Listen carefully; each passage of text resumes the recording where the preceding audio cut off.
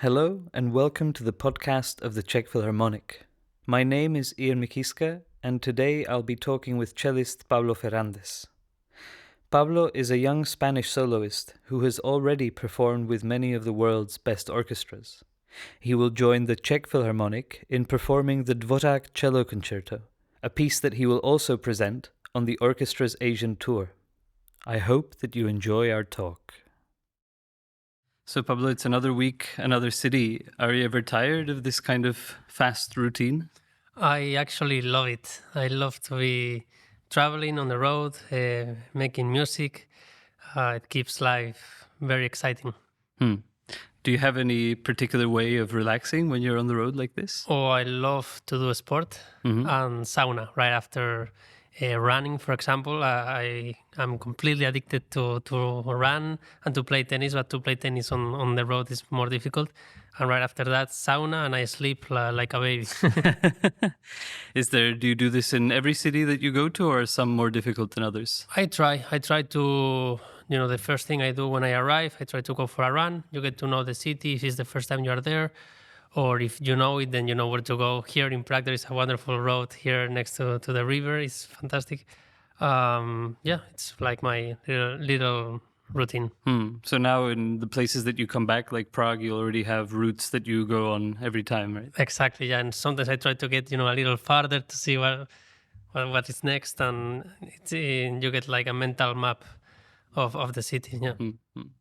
You mentioned tennis already, and I know you're a big tennis fan. I wanted to ask you about that. How is music similar to tennis or not? It's so similar, especially to a soloist, in the way that you are alone when you perform.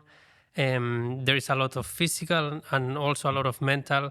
Sometimes you are struggling mentally and you have to focus on how to find good sensations with your body to perform the best. And the good thing in tennis is that you can play horribly for many games and you can end up winning the match. You can play as 40% mistakes and win the match. For us is not so quite the same. You cannot play the first and second movement horribly and then play the third one like a god, and then it's a successful concert, unfortunately. But yeah, I love tennis, and that's like my second biggest passion after music. And I know that for you, music is very much about emotion. Is the emotion that you get in music similar to what you would get in tennis, either playing or watching? No, of course. Music is has many more layers, with this incredible pieces that we have the chance to play, like the one I'm playing this week, the Dvořák cello concerto. It has so many layers and it's so deep music. With sport, it's a much lighter emotion, but still is very, very enjoyable. What are some of these layers, for example, in the Dvořák cello concerto? It's hard to define, but with this piece in particular, I always feel that you don't start the same person as you finish. Somehow there is a big shape. It's like I feel like it's a mini life somehow. You start a bit younger and then you kind of even die at the end, with the last heartbeats that, the timpani is doing while you play the last phrase. And it's kind of like when you play the last note, it's kind of like the soul is going to heaven or something like this. I like to imagine this kind of arch when I play this piece. So yeah, mini life and everything in between. Yeah. And is that the same for you when you listen to the piece as when you're performing it? I haven't listened to it besides myself for a long while. I used to listen to it when I was a teenager, of course, when I was studying, but I haven't listened to it properly to someone else since. But do you have are these experiences for you just as strong when you listen to music? Oh, yeah. Sometimes even stronger because you are not tied to your physical feeling. I love to listen to piano, of course, violin, singing, orchestra. everything, and when you are released of this physical task that you need to do, just it hits you right there super fast as well. Yeah. So is music something spiritual for you as well? Yeah, it's medicine. It's medicine for the soul. Sometimes you know what's wrong with you. You're having kind of like an off day, and then you listen to music. Depends, of course, however you feel the music that you listen to, and something healing happens, and then you feel much better. For me, I couldn't live without it. Yeah. Did you always knew you wanted to be a soloist? I think so. Yeah, since very very early, or since always actually, because it's what I wanted. I never pictured myself doing anything else.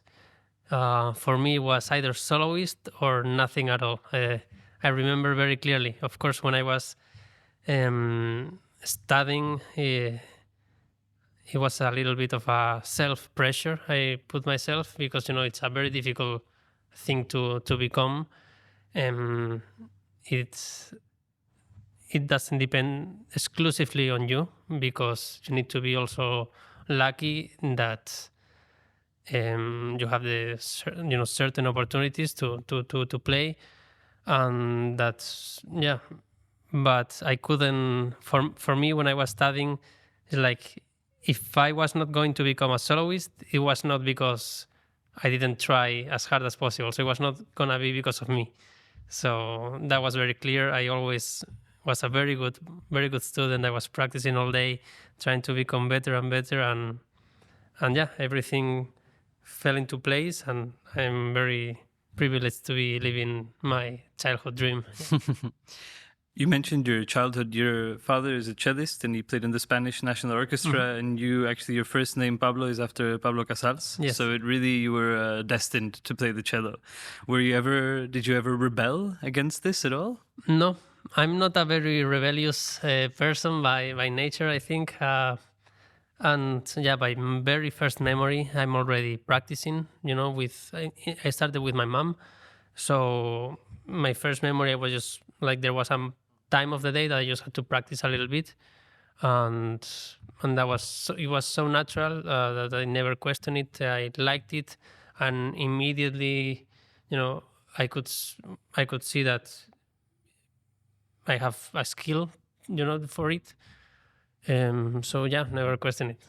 And did your father also want you to be a soloist rather than an orchestral player? No. My father, actually, he started so late. He started when he was 18. So for him to just become a cellist was like already the dream. And I started usually everyone starts when they're very young, like 3-4 years old. So to start when you're 18 is quite remarkable, and to make it to become a professional is quite impressive. And so do you feel in some way like you're continuing that journey then, that you could start at 3 years old? Maybe actually. I know for my parents it's quite amazing to get to travel sometimes and listen to my concerts. For them, knowing from where they come from, they say it feels incredible, and I'm very happy that very happy that they gave me this path, and they actually made so many sacrifices to support me and my career, because they always they put me in the best schools, did everything in their power, both time-wise and financially, also to give me the best opportunities. So without them, it would be absolutely impossible to be where I am. Yeah. You mentioned your mother, and so she developed a kind of teaching method for music that she kind of tested on you. You were the first guinea pig. What was the method? Did you have any specific memories of it? Of course.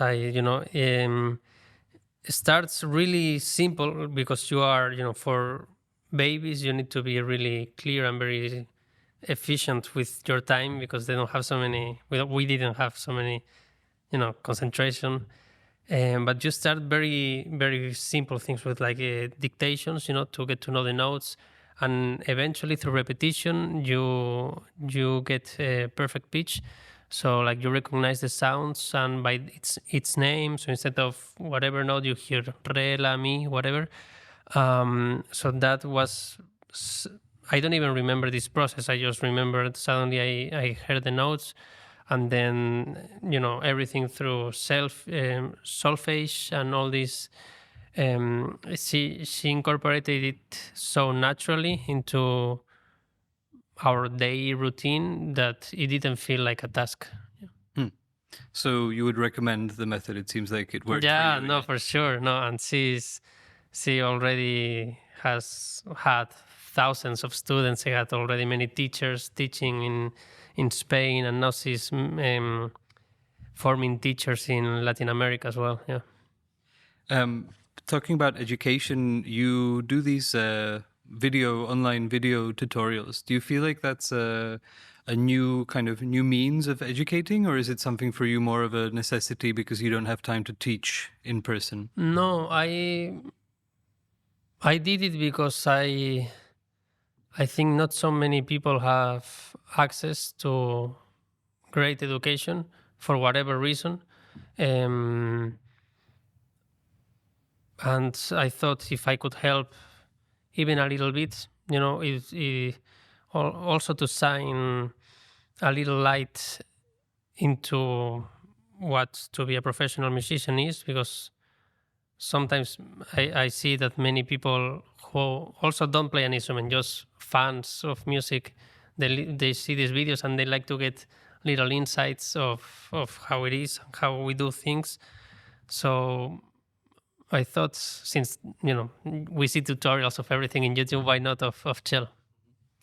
Do you feel like the classical music world, let's say, needs to make more of an effort also to reach people that are fans or potential fans, that we need to use more routes to get to them today than in the past?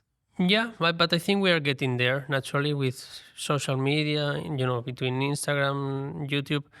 I think it's getting closer and closer to the fans as ever, actually. So I think we are in a good way. Yeah. So you don't have any worries about the future of this music, or? I don't. It's so it's so unbelievably great, this music, that it will always have people coming to it, and it has never been as popular as pop. Obviously, it's not meant to be, I think so. But it's the quality is so great and it's so human that as long as there are humans, I think we will need to have this music. So yeah. Mm-hmm. I want to talk a bit about practicing, because in one interview you mentioned that you don't like practicing, but also it's clear that it's something that is completely a part of your life. So it's not a straightforward relationship, I guess. What is your relationship to practicing? Well, actually, yeah, I said a few times that I don't like to practice, but I'm realizing that I do like to practice, and it's something I need, really. If I don't practice in a day or because I can't, I get quite moody, actually. So for me, it's really, I need to practice to feel clean, kind of. It's like brushing my teeth. It's something, even like when I'm on holidays, sometimes my holidays, I never do more like 3 days, 3-4 days maximum in summer without playing, because soon I start to get a weird feeling in my fingers and I hate it. And I hate to go back to playing. I'm feeling like I'm out of shape. So on holidays, I still practice like an hour just to like feel clean, and then I can do whatever I want. Yeah. It sounds like it really is, the cello is an extension of your body from how you talk about it. Really, yeah, completely. It's if I ever travel without it, I feel like I'm missing a limb or something. So you also manage to practice on tour wherever you go? Yeah, every day. No excuses, of course, and not only because I have to practice the piece that I'm playing that week or that night, but also the ones that are coming next. So you need to be constantly in shape and constantly working on what's coming. Yeah. But is there still some kind of bigger rhythm in your schedule? Are there times when you're practicing and preparing more and times when you're performing more, or is it really just a constant flow? It's more constant. Yeah, there's not like a practicing period and then a performing period. It's more, sometimes you are the full month kind of away, like now in October, which I'm like only 2 days at home. But then in December, I'm more like 10 days at home. So, every month is a bit different. But yeah, it's basically every time it's practicing time and performing time. Mm-hmm. Mm-hmm. We talked about the spirituality, let's say, of music. Do you find that is also present in recordings, or is for you the live concert something really absolute? Well, ideally, you can put that into a recording as well. Of course, a live concert is magical in the way that it will never be repeated again. And when you're listening and what you're trying to, as a player, what you're doing, and as a listener, what you're hearing, it's once it's gone, it's gone. But I love recordings, and there's a few recordings where you can feel this magic as well. So I listen to a lot of music, and I believe that it's possible to have this feeling into a recording. Mm-hmm. And you're a big fan of piano recordings specifically, yes. No? Which somehow is an instrument that can really work on recordings, I feel. I don't know if that makes sense, but with this intimacy. Yes, completely. Yeah. You've also said that we're living in a golden age of the cello, which I think I would agree with, but I wonder if you see it really as because I think there's a tendency to see it as a linear development, better technique, better instruments, and so on. But now there's also a tendency to maybe revise that and say, maybe we play earlier music with earlier instruments and they're not as loud or as perfect. How do you see this process of development? Is it something that's going towards one goal, or is it becoming more confused, let's say? Well, in terms of improving the instruments, it's hard to improve them. You know what I mean? Since our instruments are really old, mine is a Stradivarius from 1689, so there's not much improvement there. I recently changed the end pin to a brass end pin, which is crazy heavy, but I realized that with this particular cello, it gives an added power to the sound, which I'm always trying to look for a bit more. Of course, everything that can help to increase the power, not only with my technique, but with there's not so much we can do. But this amping situation, it helped because when you play with an orchestra, you are 1 against 100. So, and we play in large venues, so every inch of sound, it helps a lot. Yeah. But for example, with the Dvořák, I think it's a very good example because I don't know if you know a Czech violinist and conductor Marek Štryncl and his ensemble Muzika Florea, and they've been doing kind of period interpretations of Dvořák. And suddenly with the 19th century brass instruments, it's the orchestra is not so overpowering. And for me, as a Czech composer and musicians, hearing Dvořák a lot during your life, but suddenly this old version was the freshest Dvořák I've heard in a while. So I wonder if there's also something to be said for, going back and thus going forward as well. Oh, that's interesting. I didn't know this. I will check it out to see how it sounds. That's impressive. One of the problems with this concerto is that the orchestra is often overpowering, especially the winds, of course. And so maybe this is a solution. I guess for him, maybe if that's the situation, when they were performing it back then, it was not such a problem like now. So maybe you can have the normal end pin and the orchestra goes a bit quiet. Yeah. You talked about your cello already a little bit, and I'm interested to know what the situation is, because it's completely clear that it's a part of you and you're connected to it, but it's not your instrument, right? You didn't buy it. Does that change anything that it's not, or has that disappeared? Well, this one that I have, it's a loan for life now. I used to have 2 Stradivarius, which was absolutely crazy. One was from the Nippon Music Foundation. I played that for 10 years, and I just recently gave it back because since I got this cello, since 2 years, I felt so in love with it, and I felt like it was mine, like it was completely me, actually. So I stopped playing the other one, and the person who lent it to me, he bought it for me, and he told me it's like for the rest of my life. So also that gave me a much more even connection with this cello, because just to know that I can play it for 30 plus years, it's unbelievable. And yeah, I'm happy that at least I didn't have to buy it as well. It's very expensive, so not that I could afford it. So you're not worried any longer about it, something happening to it, or? Well, I mean, of course, it's a very precious thing. Also, historically, I feel a responsibility to keep it in best condition possible. But in a way, you get used to it, handling such things. And it becomes just a tool, for you. I guess it happens. I'm not a father, but I can imagine in the very beginning you are like completely worried, and after a few months or years, I guess, or the second child is just like a normal thing to have such a precious thing in your hands. Yeah.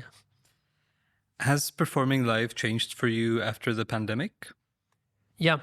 I feel much more grateful, actually, every time I'm on stage. The pandemic just happened when I was already a few years into my career, and I started to take things for granted a little bit, like, oh, another concert, and then that stopped, and I was like, woof, I miss it. It's the thing I miss the most. And now, every time I go on stage, even if I don't feel like it, or I'm tired, or whatever, you had a bad day, or whatever it is, I always remember, like, imagine this is the last concert of your life, which we saw it could happen. And so now when I'm on stage, I'm incredibly grateful to be there and to be playing that music. Yeah.